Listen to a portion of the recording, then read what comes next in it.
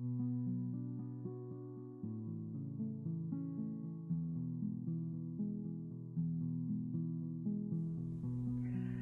generally speaking, rainfall in East Africa occurs in two distinct rainy seasons.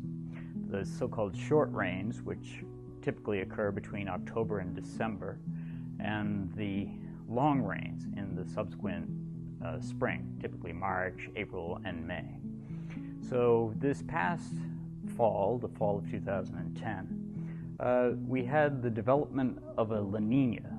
And La Nina has been shown to be associated with below average rainfall consistently during the short rains in East Africa. Thus, the development of La Nina during the middle of the year last year provided a bit of early warning, suggesting that rainfall during these short rains in the fall may in fact be below average, which subsequently they turned out to be.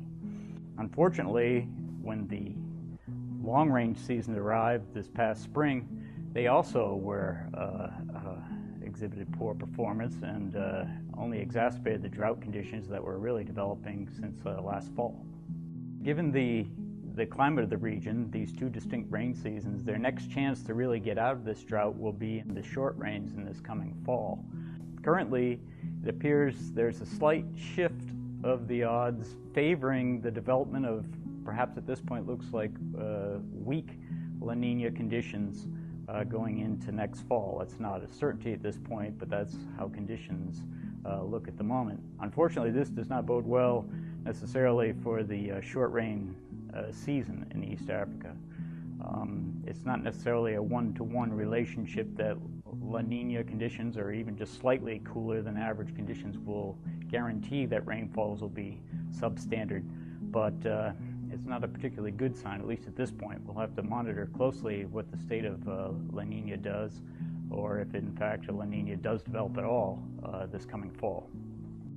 Well, from a research point of view, the short rains during the fall have been studied extensively, primarily because they have shown linkages to things like the El Nino Southern Oscillation phenomenon and related conditions, sea surface temperatures in the Indian Ocean.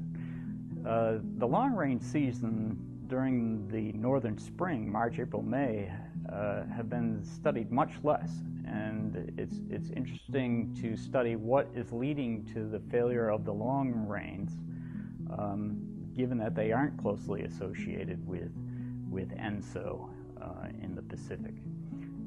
That's an outstanding question that I don't think anyone at this point has a good answer to. Not only how predictable are they, why are they failing?